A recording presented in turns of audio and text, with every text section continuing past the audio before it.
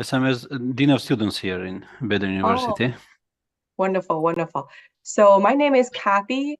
I originally from Beijing, China, and currently I'm at my home. So visiting my parents because during Christmas and the New Year Eve, my daughter, who is a 2.5 years old girl, take a vacation. So we took her back and visit my parents and my husband's parents. She had such a wonderful time. I really hope that, there's something, very Chinese that can remain in her in her memories, and also she can also pick up her Chinese skills.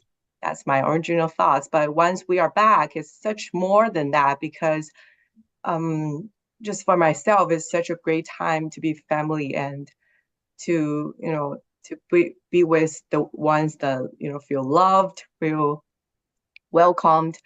But at the same time, it's just really, really important to do my own work because what I'm doing is really relates to Chinese students, the development of their own interest, passion, and to help them to find their own voice. So I feel like every time I came back to China, I find myself more connected to my original ancestry and cultural background. And I see many of you here from Albania. Uh, I have to say I'm not familiar with your country that well, but I can say that as much as you can relate to your roots, to your ancestry, and you can find more powerful and more voice in your own story, and that can set yourself aside and from other people.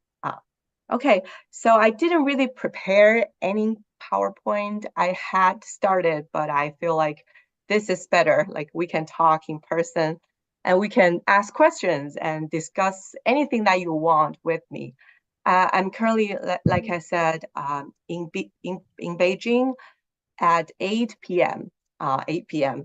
But usually I live in New York City. That's where my husband, myself, and daughter live.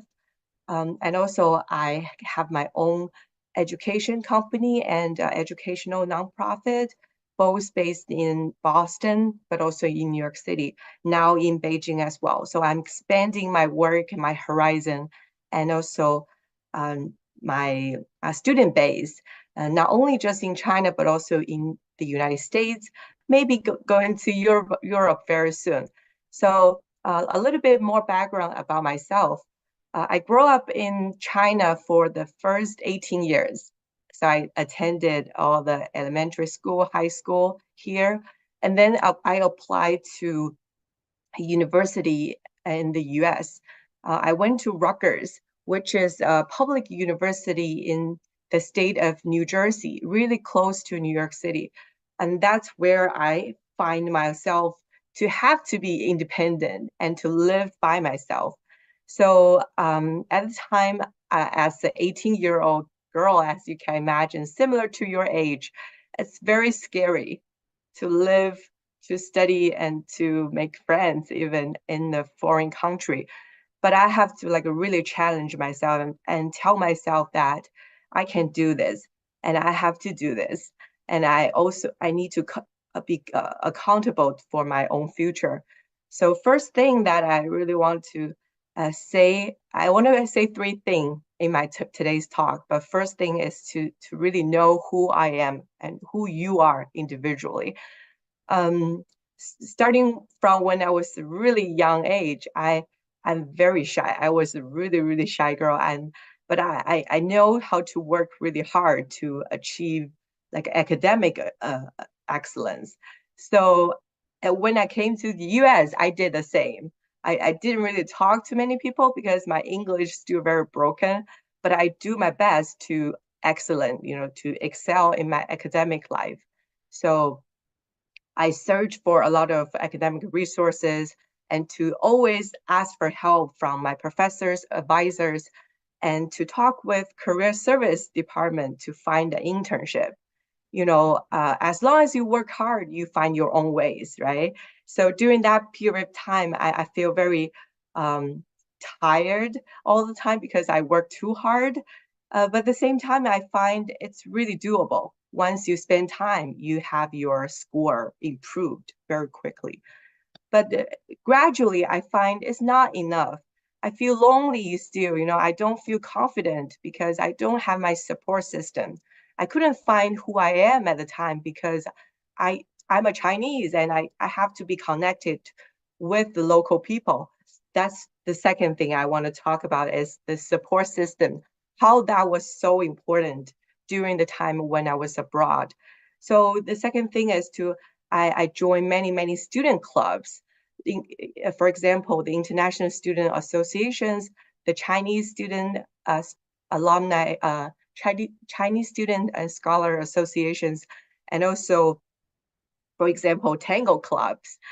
So I joined and I really surrounded myself with students and professors who are interested in learning from me and to get to know me.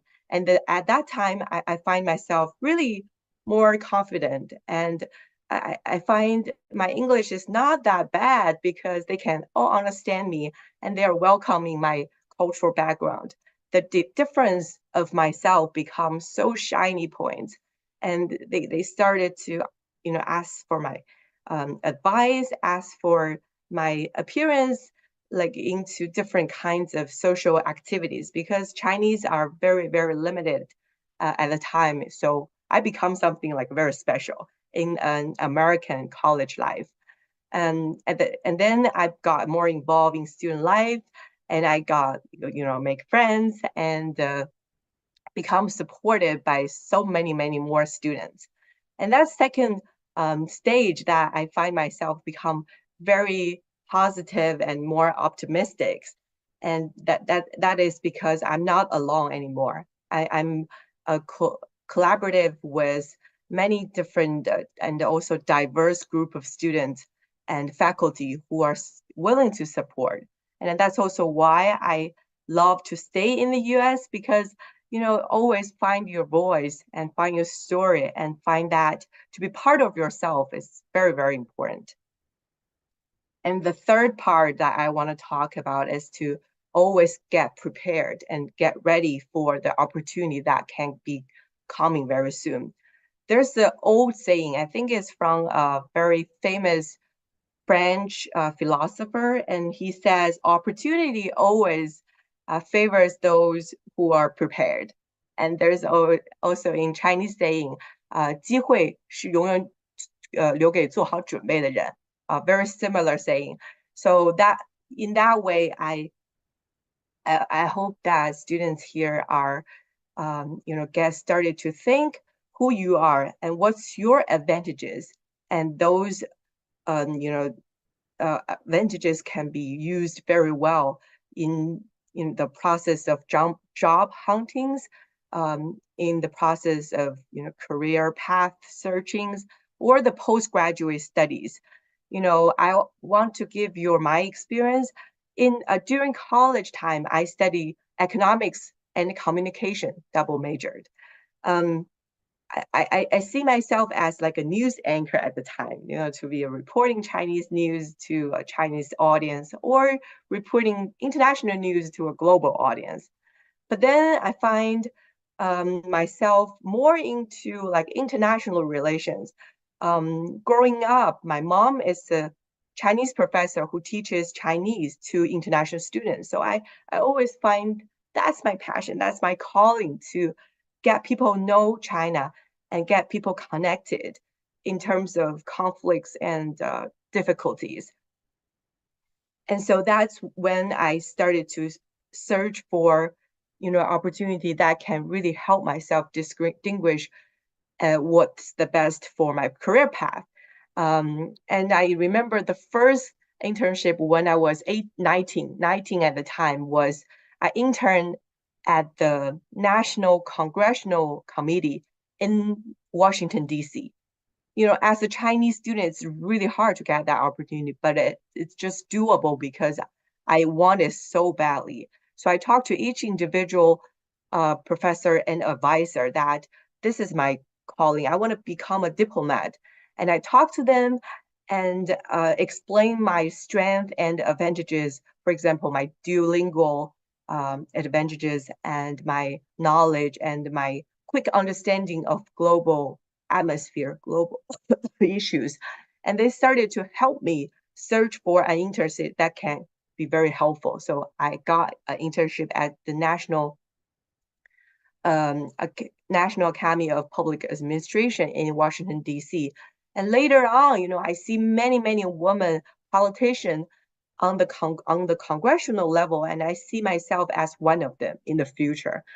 And that's, some lesson maybe a lady, a woman student in this classroom can learn from myself is that, set a goal for yourself and to see your role models. I remember when I was reached out for this talk, um, I searched for some really famous Albanian uh, figures, and there's one of them called Mia. She is the CTO of OpenAI. I think many of you have also read her story. And like her stories, that can be very inspirational for young generation like us. And at the time when I interned there, I see Nancy Pelosi as one of the political figure I really hope to learn from. And starting from then, I know that I might become one of them, like on a international global stage and talk many important issues and to empower youth at the meantime. And during that period of time, I also find very little, like I'm very young, very powerless, but I have to be empowered by myself or by other people. So I always constantly search for help and talk to people and go to networking events. I know during college life, I can only imagine there's many, many opportunities that your university can offer, either to attend a career service event or to attend a talk by other outside speakers. Attend as many as you can and to know as many knowledge as you can really get you prepared for your next step. And I think one of my really superpower is to connect with people. During the time when I was at Harvard Kennedy School as a graduate student, I just talked to many people when they are coming for a talk. For example, they're a prime minister of Germany or uh, like a political figure from Mongolia. I was not afraid. I was, there to reach out and to introduce myself and my background and hope that, we can connect it in some way. And in the future, maybe, we can see each other in the later time.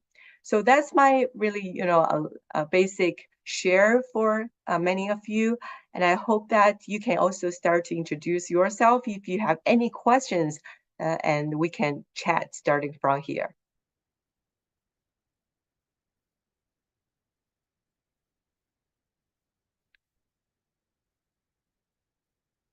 Alda, do you want to start?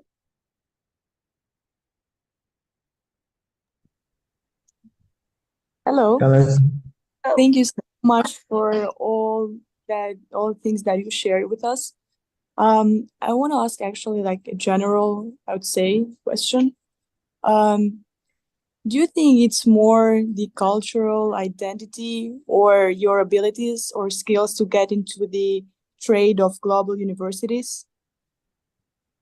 More important? Which one is more important? Mm-hmm. Yeah. That's such a great question. I put a note there, when I think about this topic. I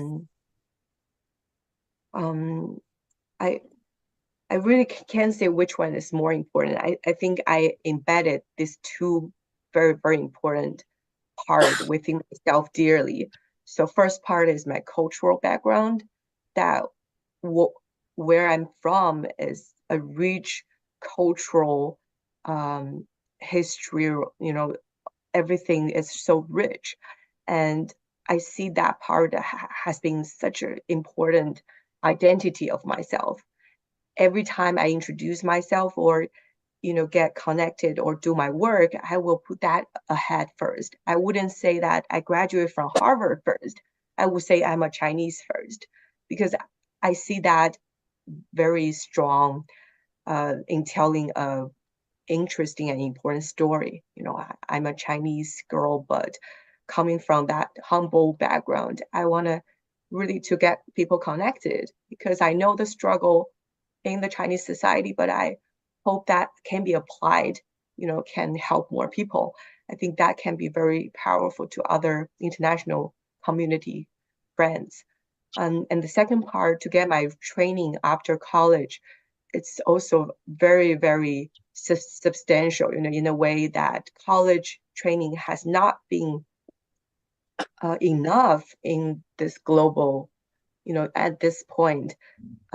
When I see myself as an expert in education, I really hope that I can get a, you know, degree in, you know, educational, something like that, because it's always never too late to learn. And we have to always, you know, improve ourselves. So the training part that I acquire after college has been extremely important. And I have to credit myself to work very hard and also credit my support system, like my parents, my husband, to support me to get this, because there's need like, you know, the financial support, need the emotional support even to really get that down. But that's very important in the globalization world because everything has to be very strategic planned, and to tell your story is to really show your expertise. Without that, it's really hard to have a voice. Thank you so much. Thank you. I see Doja. Do you wanna, Doja? Yes, I can hear you. Okay. Do you wanna talk a little? Yeah, I can just introduce myself. My name is Nole Ibrahim Dacia, and I'm a student here in the University from Nigeria. Okay. Nigeria. Yeah. Wonderful. Do you have any question for me? No, I don't have question, but I can ask, for example, about like pursuing master's degree, like master's in when we graduated from our universities. So, is there any opportunities to get master's degree? So, I couldn't really hear clearly. I apologize. My question is about the master's degree, about master's degree after we graduated. Mata. I'm so sorry. Can you hear me now? Yeah, I Can you can hear hear me? you, but I couldn't understand your question. About My question is about pursuing master degree, the next after we graduated from our bachelor's degree. So, what are the is there any like opportunities for the international students here? What are the opportunities for the master's degree in other countries that you have collaboration with? oh, master degree, right? Yes. Okay. Okay. Yeah. Let me repeat. So you want to understand the master degree program, like in your in your current country and in a global society. Yeah. Yeah, in the Okay. global society. Okay. Any particular major? Yeah, maybe like education, about education, something like about About education. education, like Yeah. business, Yes. anything? Okay. Yeah. Okay. That's a really big, you know, chunk of opportunity out there because every university, like you might imagine, offers so many different kinds of, you know, programs, and it can be like it varies from different majors to different lands and, you know, career path. So from my understanding is that, you know, based on your college degree and what you've studied during your coursework, it's very important to find what you truly love, like what you hope to do, and also find the global trends. You know, at this point, what's the hot topic? what's something that's really help you to get a job easily. And according to these two trends, like personal development and also the global trends or the current market, you can find like a more intersection of the majors that might be very helpful. For example, business is something very like a common, right? Very easy to find a work or a job opportunity because it can apply to every different companies. People like to have people who like to, like manager love to recruit someone who can write well, and also can like do really good task quickly.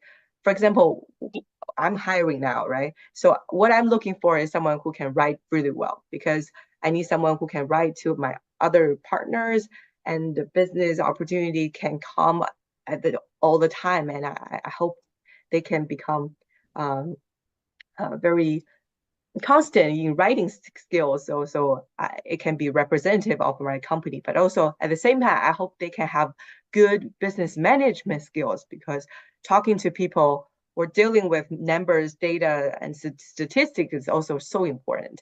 So I hope that my colleagues and who I hire has those very comprehensive personal skills to talk to my clients, but also the business skills that be very attentive and know what to do and be very patient and multitasking even. So those are some skills that the manager needs. But in terms of the master degree, I hope you guys can choose something that's more practical, more professional focus, that can be applied directly to the job opportunity that you can use, right? If it's something very theoretical, it's very hard to apply to the real world scenario. But on the other side, if you learn like a data scientist or data analytical skills, it's really, really important, and it's easier to transfer to other job that's coming after graduation, right? And those like data analytical skills can be applied to every job, because you are always dealing with numbers and those like Excels, and to present the numbers to a real thing, to your clients or to anyone. So for education, no opportunity, there's not a right or wrong answer, but it has to be very related to your heart. Something like you like to learn, something like you can also use during your job settings, Thank you so much. You're welcome. Pataya?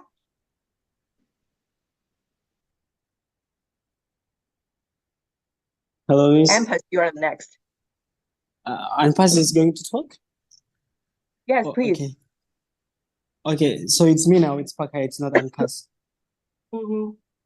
Oh, but if Anpas wants to talk first, he can talk, and then I will talk after. No, you go first, please. Okay, thank you. Thank you so much for all the information you have shared to us. I have one thing that might be, somehow a personal question, which also maybe can improve my considerations later on when I'm gonna take my master degree. When you were, like in the back time, in the past time, did you have something that you were preparing before you take your master degree? Like, for example, maybe you have missed you have missed that practicals, or you might have not done it, but it gives you the realization that I should have done that one. So I was ready for my master degree, like that, like those things. So do you have anything about that? So you can share with us if it's possible. Could you explain more about when I sleep, what I'm thinking? Could you get more detailed? No. It's so look. You have studied master degree, right? In the back time. So before you took your master degree, you have done some preparations. You have done some experience and preparing yourself. I think everyone can be, like somehow miss things when they go, when they went to take their master degree. So do you have any suggestions that something that you haven't done before when you take master degree, so we can also take this as a lesson to be prepared? Oh, do you understand what my question is? Yeah. Okay, thank you so All right, much. thank you so much for explaining. Okay, wow, that's a great question. So I think my interpersonal skill is so strong that has been my strength for a long time. But in my hindsight, if I can learn more, you know, for example, computational skills, those are so important, currently, but I know nothing. I wish I learned something during my college time. There's so many classes I can take, like computer science 101 or statistic 101, but I love all the arts, the liberal arts classes, so I always take those, like psychology, uh, sociology, and even anthropology, but I never thought of taking those computational skills because it's very important. If I know those things, I think I can be more skillful, in terms of looking at the data, but I have to hire someone to help me at this point. So that's something I feel regretful, but I don't think it's too late to learn. I started to learn the C++, but it's really hard for me now. I would suggest if you have the resources, it's definitely worth to learn. Sure. And so also, the second question is like maybe it's regarding, like I have seen your profile that you're from Educational Without Borders, and I was thinking like perhaps maybe later on you can share also some information about like the opportunities that we can apply. For example, maybe volunteering projects or internship project that you can offer from your side. So perhaps we can also contribute something. So it comes like as a sense of our experience before graduating from the university and also prepare for master degree. Thank you so much, madam, for the Thank you so information. much, Pakaya. Where are you from originally? I am from Indonesia. Oh, wonderful. Mm. I've been Thank there. you, thank you, sir. I really like the city. Oh, thank you. Yeah. It's I love that you are so proactive in searching for opportunity and even volunteer opportunity. Just very, very I have to say you're on the right track because I from my personal experience, I did every volunteer I can do. It's all non-paid, but it helped me in every different ways. Either it's the personal connections, or it's just getting to know the work, or just to help others, right? Either way, it helped me improve myself so much. It's not sometimes it's just not about money at all. It's about personal improvement, to be happy, and to be supportive, to be service to other people. So in my dear like inner self told me, if there's nothing I can make, I want to become a person who are helpful to as many people as possible. If I die tomorrow, I would like someone remember me, right? So that's something I always thought to give back to my previous communities. Even it's my elementary school, I still get in touch. Even like a Harvard Kennedy School, I graduated 10 years ago, but I still get in touch. I serve on the board because I'm not only see that as an opportunity to get important, but also it's so it just like a deeply connected to our own self. You sometimes, now you are young, sometimes when you grow up, you find yourself losing one part. That might be just your community. You need support system. You want someone to be always remembered, and to support you in a way, during Christmas, or Chinese New Year, someone say Happy Chinese New Year, Kathy. It's something very, very simple like that, but it all started from a volunteer job, like a non-paid internship. But those connection can be fostered without you even know it. Many opportunity I got is from my volunteer work, and they reach out after 5 years, 10 years saying, Kathy, could you come to this conference and talk to us? Like we never talked for maybe 10 years, but then they remember at the time I was such a dedicated person who spent all my time, energy on one day or like a 1 year project. So in terms of your question, for example, Education Without Border is such a wonderful organization that I'm affiliated with because I see it doing so much great work, right? It promotes educational equality all over the world, and it gets educators connected to help with one goal, one purpose, which is to serve the underprivileged, the youth who don't have the enough power or opportunity, and we can get on the same page and we can help all of us, right? In China, in US, in Albania, or anywhere that share those opportunity for each other and with each other. So also from my own educational firm, I do have many internship opportunity as well. If any one of you are interested, please reach out, because I currently work with so many high school students who definitely need help, need like a English mentorship, need help to understand this world, understand what Palestinian and Israeli has been through. All this hard question. They're like very stressful, and they see world is not in peace anymore. So a lot of volunteer work can be done during your free time. So I appreciate if you can reach out and let me know your schedule, and we can work together.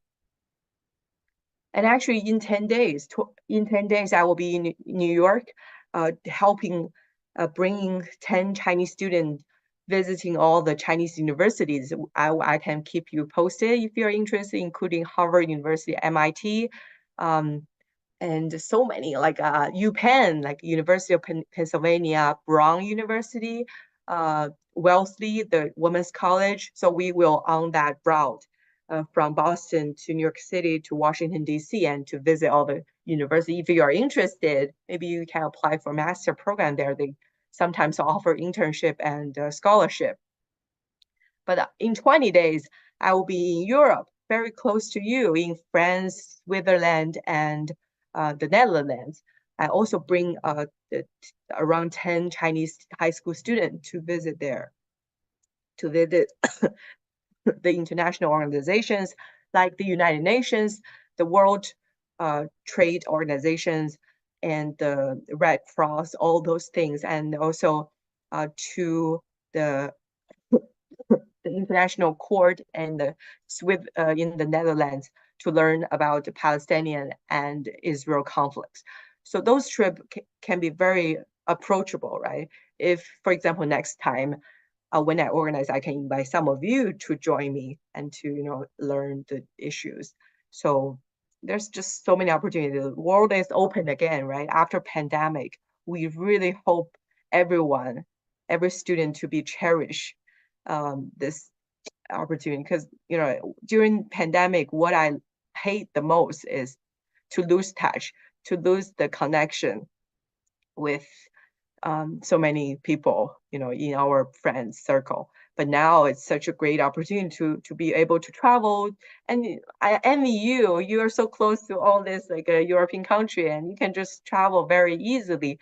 So just always get out of your comfort zone to find out opportunity. I can share my itinerary. If you want to join me in 20 days, please feel free. I can book you my hotel, and we can have a really fun and exciting time together. It will be for 7 days. But for example, if like during your weekends you don't have any plan, you can join us. Next one. Yes, can you hear my voice there, everyone? Yeah, Empath, I can hear you. My headset, and I'm afraid that it is not that clear. First of all, I would like to say thank you very much because you have shared us from the personal experience until your professional experience, and it is such a kind of you to share such thing, because we are now young generation really need that. Also, Thank you for sharing the relatable story of you. At least to me, it was very relatable, especially about the going abroad and language struggle, culture struggle. I'm feeling that because, yeah, by the way, I'm from Indonesia, uh, the same as Abdul. And I would like to say also that I kind of agree, it's like kind of also relate with your philosophical point of view about it's like the opportunity only comes to those who are, it's like who are prepared, right? However, in my perspective, it's like opportunity, I mean, when we want to succeed in one opportunity, we also need to have a confidence, right? Whether confident in skills or knowledge about the field that we are heading on, and confident. I mean, as you said that when you are not confident, maybe you're not prepared. Maybe you are, but maybe it's not enough yet. So we can say that uh, while while preparing, we need also to build our confidence so that we will be ready to face the opportunity. However, how to kick a start when you have no confidence?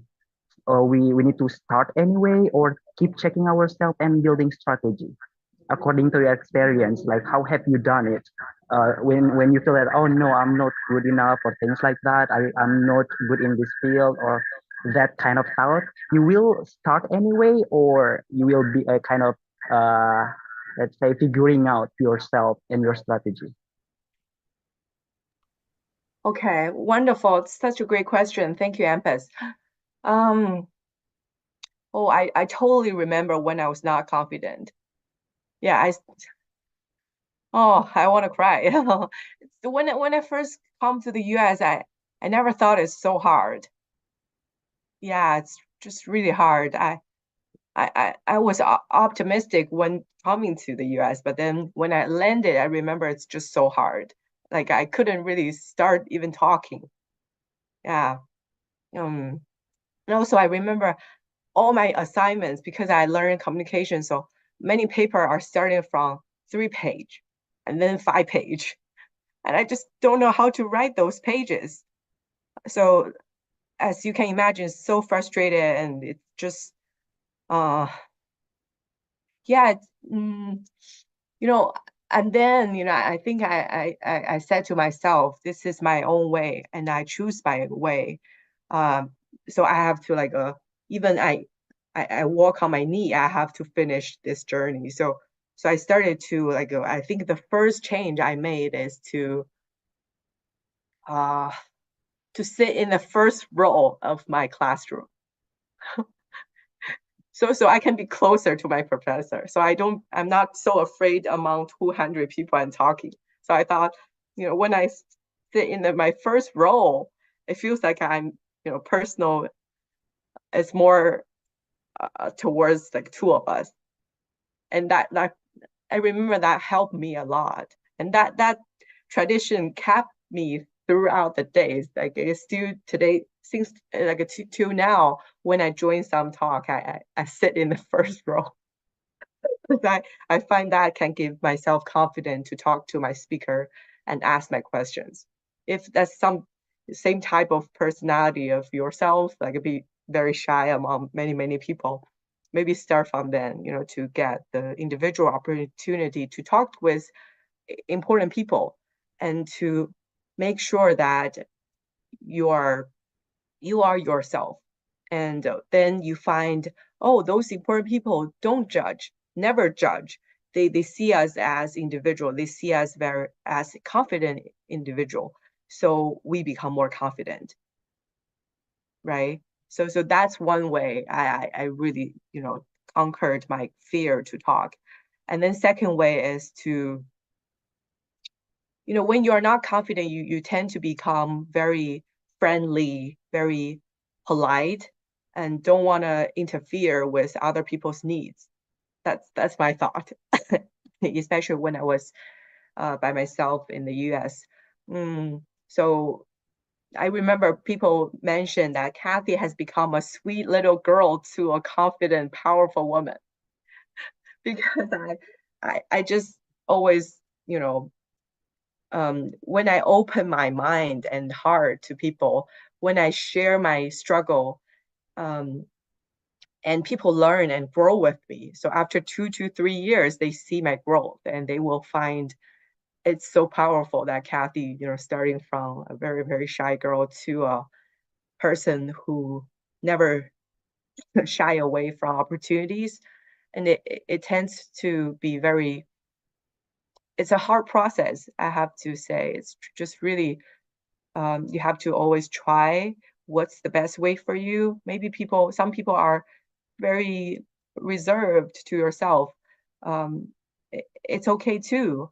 I just have to do this because I have to really find a way of myself, to be confident. And the third thing is to learn many history of women. Like as a woman student, I learned the history of women's empowerment, women's struggles. And I took the class in the US called Women's History and Women Empowerment. And I never thought that's a class that I can take, but it really helped me to gain so much confidence. I know, the ancestral women, they have been through so much. They even don't have the rights to go to school, but now we have rights to, to vote, to talk, to give important speech, and to be the CEO. And it's all the struggle and all the, that's the strength of women. And I want to cherish and build upon that. I don't see that as in vain, right? I see that as something I can build upon and to work on that. And also the last thing, the fourth thing is I think back of where I came from, like where my parents came from, because such a countryside, like a really poor community. And then now I'm here. I'm now really, just so I feel there's so much more I need to be proud of, right? And I want to make my parents proud, and I feel confident in that way. And I want to be share my story to like Chinese poor kids that it can be possible. And those strengths make me so confident because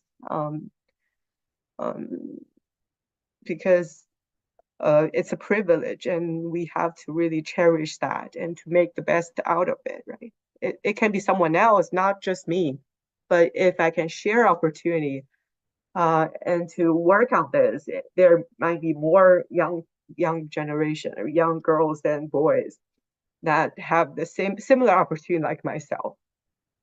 So the money can be one issue, but the opportunity and the mindset is so much more important. Like I at this point, I choose my career path in education is that I think it's so important to empower youth to work hard, to get to know themselves and to understand the global situation. Where are the good ways and where are the opportunity, and we can work together. So I rejoined my a nonprofit organization called International Youth Council last year. I was the executive director for communications. So I rejoined after 10 years is because I think now I have more power to give back. And we started to register as a nonprofit in New York City.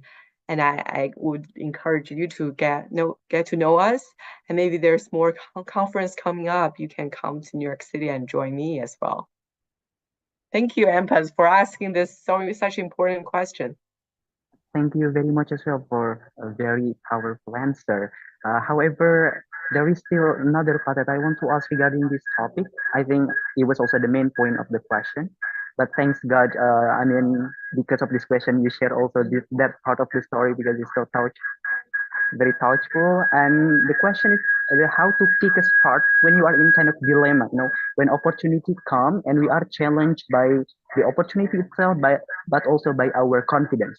For example, how to kick a start when you have no confidence. It can be no confidence you are not confident because of your economical background. You are not confident because of your language skill. You are not confident because of your, let's say, your perception of your knowledge, how far your knowledge is, how much your knowledge is. So when you are in that kind of dilemma, according to your experience, you start anyway, or you make sure that you make strategy at first. What's the last part of your question? So when you are in that kind of dilemma, so you will start anyway, no matter how you are not confident about that, or you will keep checking and make a strategy first.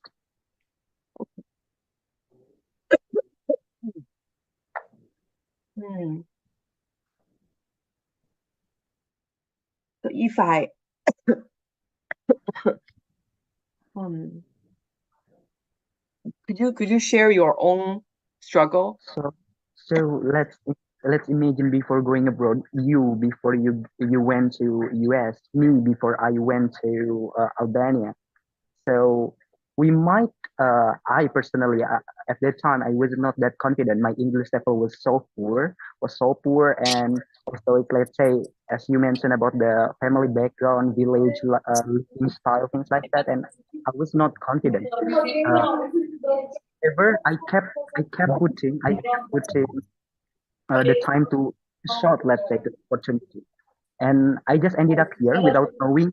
I ended up here because I give a shot or because I made a strategy. So according to your experience, when you are in kind of dilemma between the opportunity and your confidence, you will start anyway to try to whether you will fail or whether you will succeed. You don't know, or you will strategize everything at first. Okay. I, um I'm really bad at strategize. There might be so many people that's good, better than me, but I always do first. I'm a kind person who do first and then see the result. If you think too much, it can delay your progress. And sometimes we say opportunity awaits for those who are prepared. But you can never be so prepared at any time. So, this is to some extent the prepared means you are just being yourself, do all the good work and do the best of, never feel regretted, right? But at the same time, you can never be so prepared. It just, you have to always try out different things and to see if it's worth it and if you can do it. If not, just don't do it, disregard it. But if it works, it keep you going. So never think too much. I actually know many people who thinks too much, thinks like a beautiful picture in their mind become so important one day. But if you can start doing first, you can see so much more pathway. If it's worth it, if it's your way or not, try it. You see very soon. That's my my advice, to always try first and to get the opportunity first to see if that's your opportunity or not. If not, try something else. Yeah, Thanks. I think we are in the same wavelength because I was kind of questioning. It's like the way I am right now. It was because I gave a shot, or because I was putting and making a strategy, and I thought. I mean, I've been thinking that no, I think I am right now is because of my position when I gave a shot, because at the time I did not speak English at all. I mean, I just learned English, and in the next year I applied for scholarship. I was like, I know my capability. I know it's like my desire. I know it's like uh, how is the life that I want. So my confidence will grow. As you said, it's like through experience, right? So being prepared doesn't mean that you need to it's like doesn't mean that you need to be prepared in the first shot. So you need to give shot, give shot, give shot, so that you can be prepared. That's the thing I think, right? Yeah. So true. I can tell you, I tried 7 different kinds of internship during my college time. So my college is 4 year, but I tried 7. That means maybe 3 of them are just really bad ones. But I tried. At least I get that experience, and I met those individual professional people, and I know this might not be my way. And then I started to figure out that international diplomacy is something I really love, right? Working on computer, talking to data is not something I like. But without trying, if I just go directly after graduation to a data scientist work, right? I won't be happy like myself today. Thank you so much. Yeah, no worries. I see Abeda, you are always smiling at me. I love to talk to you.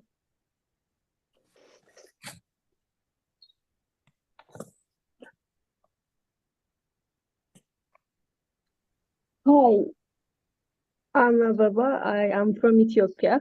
I'm really interested. Like, it was so interesting topic, and your experience was really interesting me. Like, the things that I want to ask you is like I'm from different country too. Like here in Albania, I'm facing a lot of cultural clashes. And how did you overcome them? I bet there is a lot of differences between the US culture and the Chinese culture. So how did you overcome those clashes? Sure. Would you like to give me one example of your hard time? My example. For Yeah. example, people react. Oh God, no! Can I not mention them in this?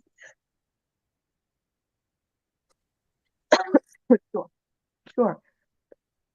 I apologize. I still Yes. cough so much. Oh yeah, that's a great question.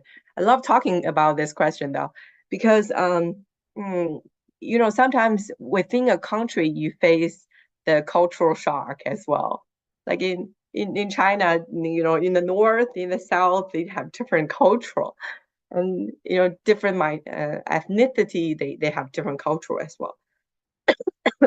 So it's actually about how to live in a diverse environment and still keep yourself true and authentic to yourself. Um, um, so from my experience,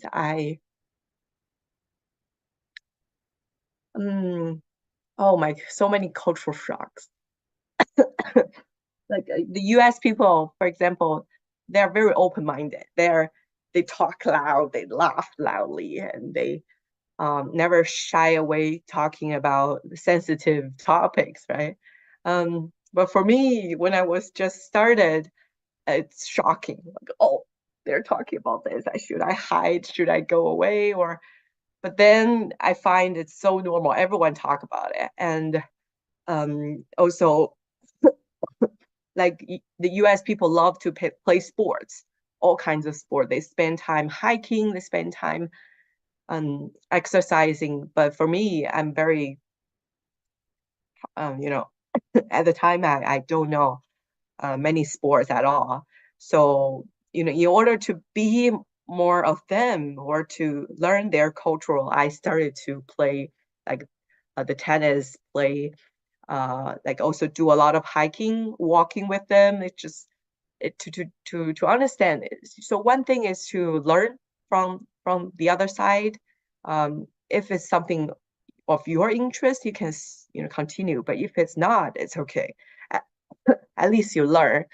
And in the US, they also have the baseball cultural, the football cultural, and the people love to drink. Even without 21 is the legal age, but just drinking is some college cultural. But for me, I feel like it's too much. It's just, um, so you can, like, I at least to set myself aside from those people. Like if I'm not part of them, I'm not. So I won't trying to be part of them. Um, I just make friends who are more uh, open minded, and still keep themselves true. And I think that's the most important thing. So for me, I feel like it's two much. It's just, you can, like, I at least to set myself aside from those people. Like if I'm not part of them, I'm not. So I won't trying to be part of them. Um, I just make friends who are more, uh, align with my personal interest and cultural background.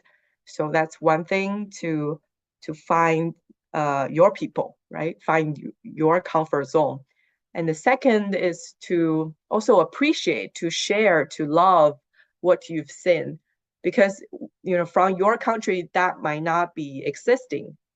It can be very beautiful to see, oh, here there's something different. So I always celebrate those different things, like a cultural festival thing. I always join, like a different student clubs, if they hold many different national cultural festivals, I will just join and go and celebrate, get the candy, get the food, experience the diversity. It's just beautiful thing. So these are two sides. I will, find my own thing and then appreciate the other part. If I can find the balance, that can be very peaceful within myself. Like, have you ever felt like you're singled out in any events, like, being known with your, for example, the Chinese girls that being singled out in any events? And how did you fight that? For example, in my case, so there are Albanians that I want to join, but there are also people are called that I think of them like my people, even though I didn't like the things that they're doing. I am forced, I had the feelings that I should be part of the other group. So did you have a feeling that you should join the Chinese there, or? Oh, um, oh, that's a good question. Okay. Oh, so to be frank, at first I really want to distance myself from Chinese community because if I travel to the US, half around the world, to be with Chinese, what's the meaning of myself? Being in another country. So I think within the first 2 years, I really trying hard to push myself away from my same community. But then, after 2 years, I feel it's very stupid. It's just that that part, that community, the Chinese part is what I needed. I have to find my common goal and then to reach out to other people. So that's my experience. At first, I thought it's not needed. I need to be with Americans. I need to be with international students. But then I find some part are missing, which is I don't have many Chinese friends and I don't have Chinese food as always.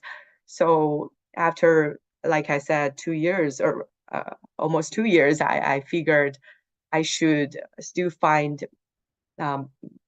the common thing within my community, and then I become so much more happier.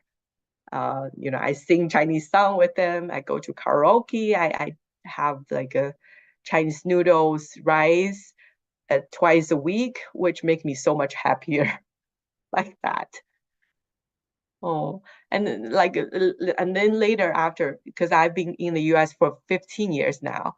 So later after that, I've been always being very close in touch with Chinese community, either the students, faculty, the important people, like a Chinese American, for example. And I think that's, we have to unite. We have to be supportive.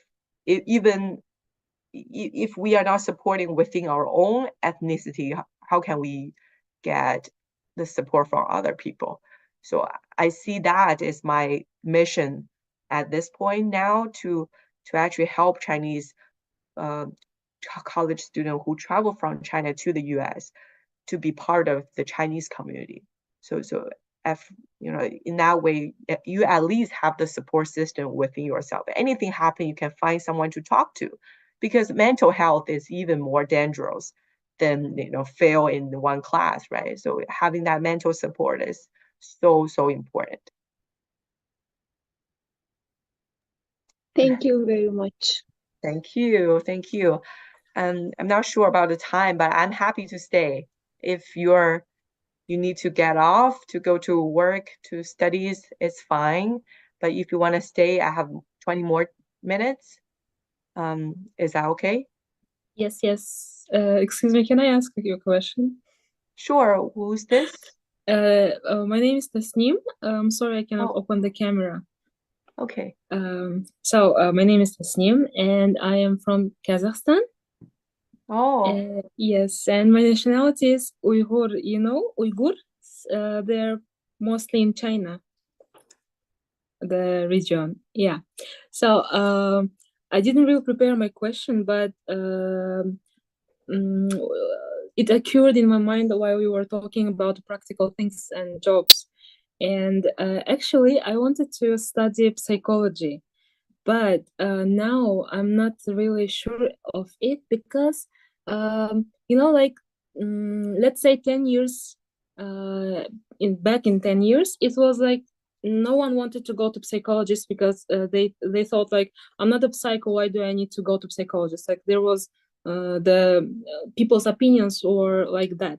But after it became viral and people started to go to psychologists and started to talk about the problems and stuff. But now it is like, there's a lot of stereotypes about the psychologists because they mostly talk about the same things. For example, if you have problems with your husband, let's say, they say that it means you had the problems with your father, and everyone keeps saying the same thing.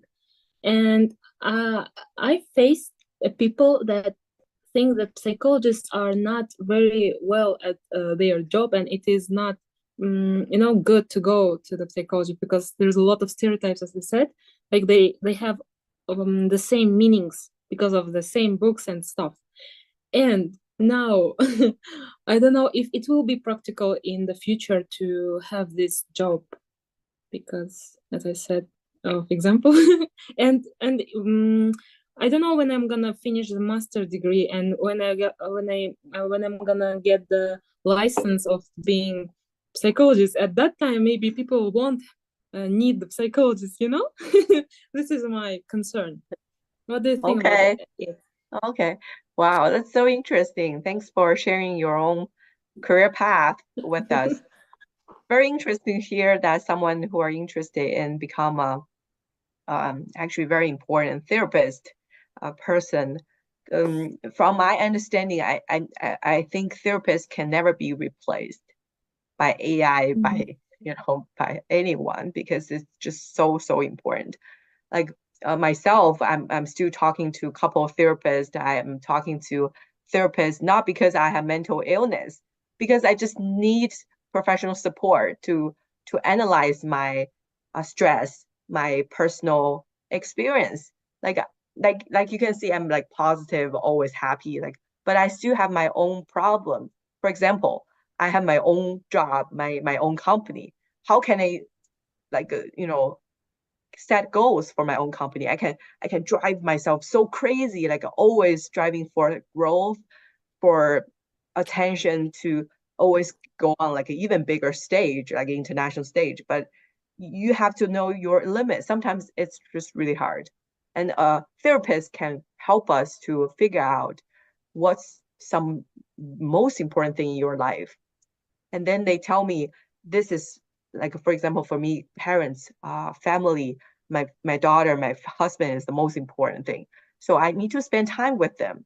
And with their telling me doing so, I become more confident of, not only taking care of my family, but also doing my business more on the proper way, not crazy way.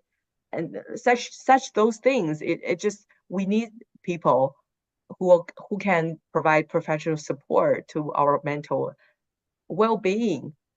So I really admire that this is your career path, and it's just very important to always um, to listen to your voice, what you want to do.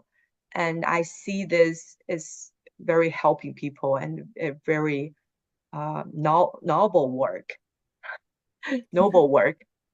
So continue to do your work and do what you like to do, what you're good at. It's something, it's really good. Not many people find the work that's their love. Okay, thank you very much. You're welcome. Yeah, and it won't replace by AI. Believe me, I tried, but I feel like what are talking about nonsense.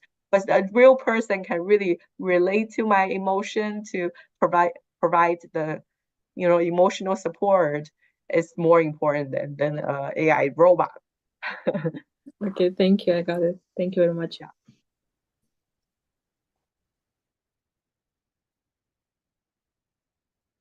Adelina, do you want to talk to me? You are like always very politely sitting there, smiling. Yeah, actually, I have one question. Uh-huh.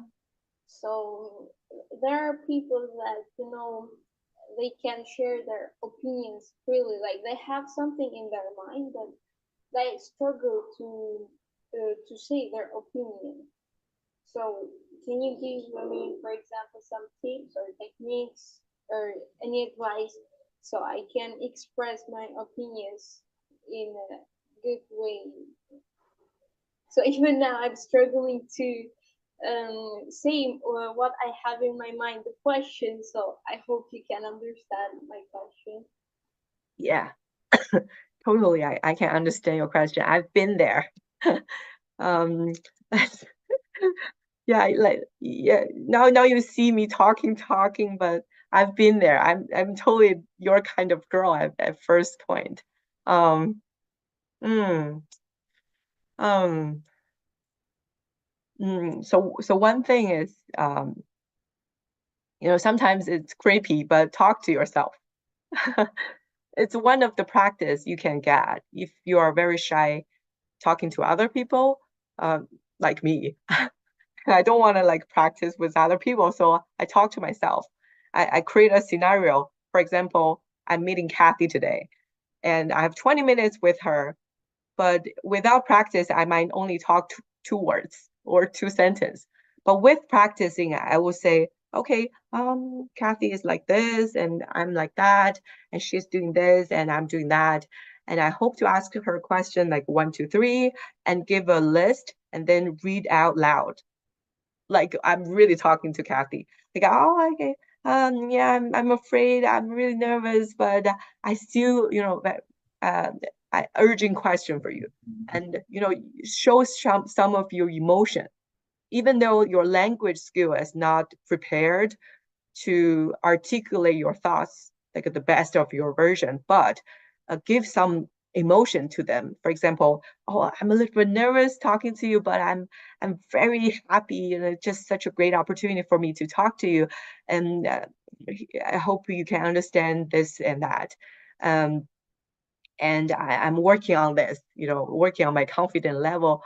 But in someday I will become like you, something like that, to make people feel impressed. Even now you are like this level, but you believe you can become this level. And always, look after someone who you feel you are liking them, and learn from them. And there's a saying is what's it called? Faking, making until you make it. Faking, yeah, faking until you make it. Like that, faking until you make it. Like you fake as you are important people, you are confident people until you become one. Just like myself, I use my 15 years to become a person I like to be, but it's a struggling process, right? It's just very hard. But once you become more knowledgeable and more experienced, it come with you, right? Now I have my baby girl next to me, and I can say so many things about raising a kid because I have my baby girl, growing up with her for almost 3 years. But before that, I can never talk about like raising a baby because I don't have that experience. Something like that. If you once you have it, once you become more knowledgeable and more experienced and mature, and you become definitely naturally more confident and know what you're talking about. And now because you are in college, you are in university, no one challenge you to do anything. But remember, once you are in work setting, there's always like a supervisor mentor, like push you forward, push you to talk, to listen to others, and to put on the phone and talk to your clients. And once you practice like 100 times, you become so much more clear at like articulating what you want to talk. So give yourself some time, your patience, but you will become the version you like. Yes, for example, when I need to make a presentation, so I want to improve my opinion, to express my opinion. So I always talk. For example, there is a computer or a thing, any stuff in front of me, so I talk to it as it's a human. So if I compare myself now and before, I can say that now I'm starting to somehow in a little level to express my opinions, but not really clearly, because before I even didn't have opinions. Like when people ask me something, if they want to ask about my opinion, I would have said to them, I don't know, I don't think of anything. But yes, now I'm getting a little bit better, as you said, because of the practice. Yeah, practice makes you perfect. Yeah. Thank you for answering. Miss, Yeah, you're welcome. Yes, please. Okay, so thank you for sharing everything with us. It was so heart touch story that you yourself cried.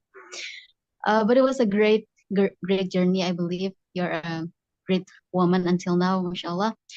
And then I have a question. I've been interested actually for so many years about Chinese culture, people in Chinese, a lot of population, and etc. Now I wonder if in the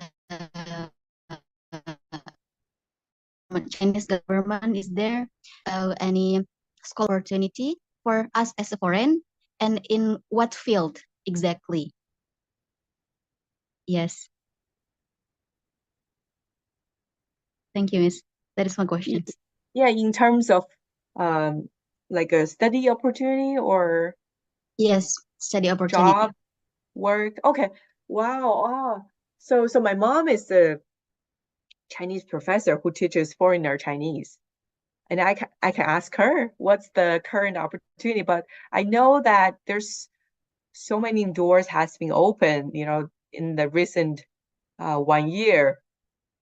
They like the Chinese government welcomed foreign students coming to China again to learn the language, learn the cultural, even it's like a 2 weeks, 3 month, or 1 year. And it's all on full scholarship, I heard. That's what my mom told me. So I have to like check for you if there's any good opportunity. You can come after college for like a master degree program, something like that. That would be like wonderful, because we need you, and we need international student bodies so badly. Because during pandemic, everyone's back to their hometown, home country, couldn't get back to China, and that has destroyed many part of the Chinese images, like you can imagine. So they want to restore that great images of Chinese society that's still open-minded, not like so closed or something like that. So I would love to keep in touch, and to help you get some opportunity, and to see if you are willing and to travel here. Thank you, Miss. Yeah. And to everyone here as well, I think the opportunity are open to everyone here. To learn the Chinese languages is one thing. It's very interesting and important to learn. But on the other hand, it's just big country. There's so many things to figure out, to explore. I was thinking to study to continue my master, but then as you said before, there are like course for learning Chinese culture for 3 months. That would be great also. Right. Yeah. Yes, because Yeah, I will keep an I eye haven't on. decided. I haven't decided for my master path, which will I take the course like that, the subject. That's why this will be a great opportunity for the short term. Yeah. I will check for you. But at the same time, if your university offer any like a collaboration project opportunity with Chinese university, you can also pay attention. That might help you to get the first-hand Thank you knowledge so of what's much. happening in China Thank you now. so much. You get definitely so many opportunities. I have to check. So many. I'm gonna talk to my mom now. So please get my number and my email, and send me a message introducing yourself so I can remember. Having your face is so important, but it's good that we can keep communicated in the later time, right? So this conversation will not be ended today. For example, in next year, we can see each other in China. Maybe we can I can help you to coordinate a lot of things as well. Okay, Miyagi, go. I want to ask you, what are the things that I should take in consideration before applying for my master's? What year are you now? I'm at the second year, like I have one more year. Oh, wow. One more year. Okay. What do you study now? English literature, language and literature. Oh, really? Wow. That's great. Okay, what do you want to, okay.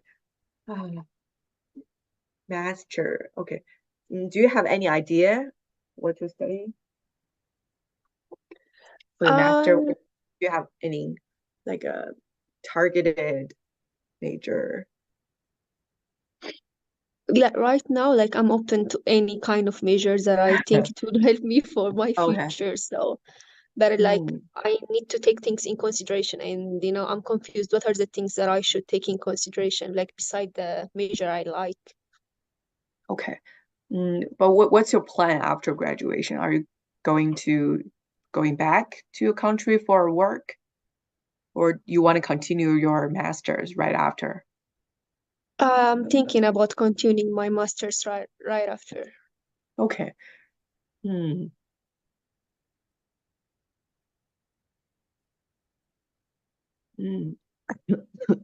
So there's several ways. Now is January, right?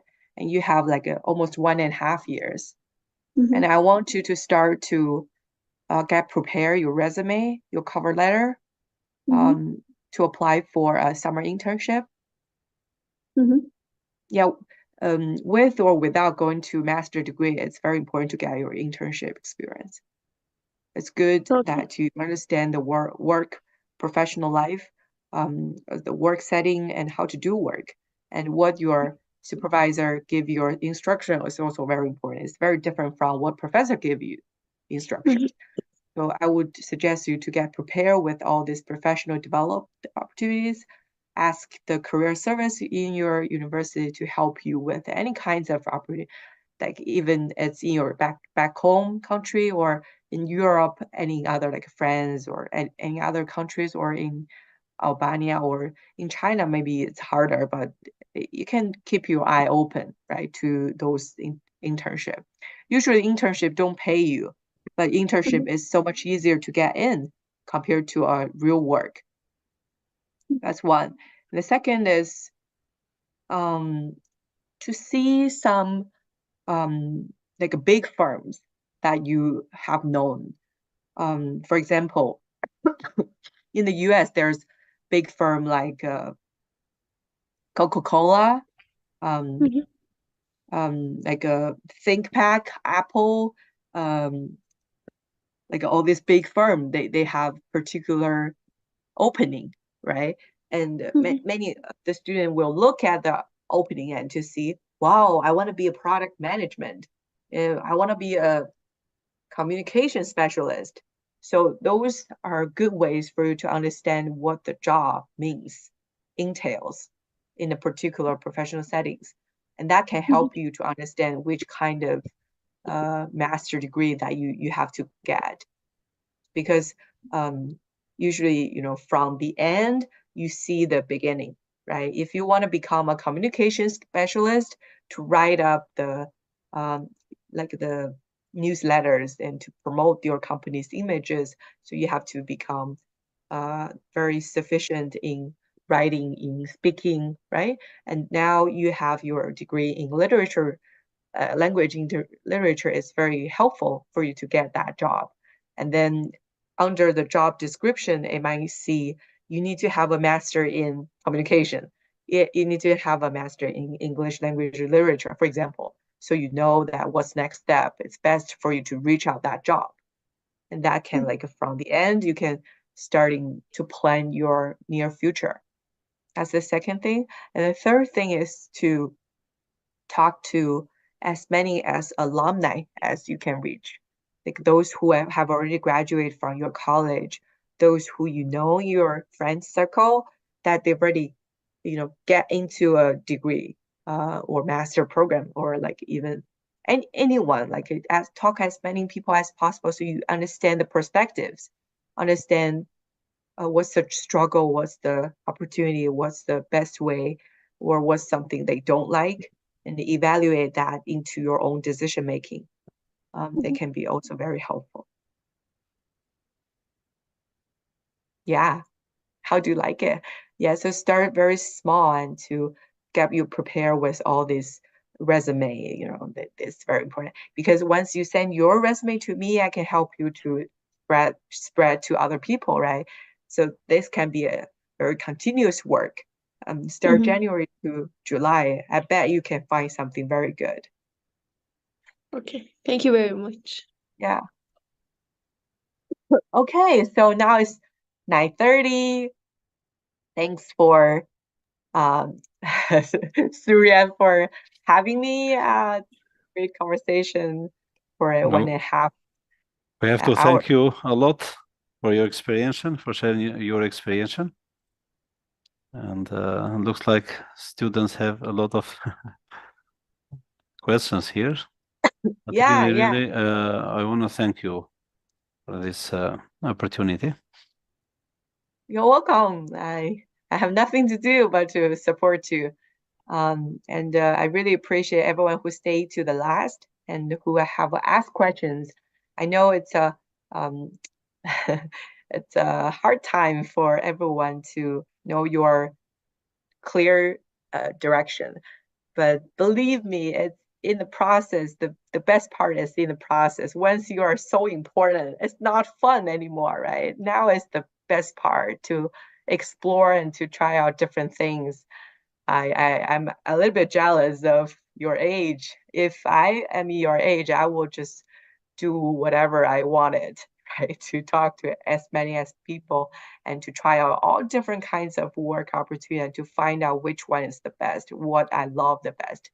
So, but I'm not so regretful because I try out all the things and now I find out my own true passion, which is in education. So please reach out if you have any more questions, and welcome to China and to the United Nations, United States, I mean, and in the Thank near you very future. much. Thank you so Thank you much. very much. Have a great day. Bye. Thank you, Miss. Bye, Anna. Bye, Adelina and Abada. Bye. Benny, bye.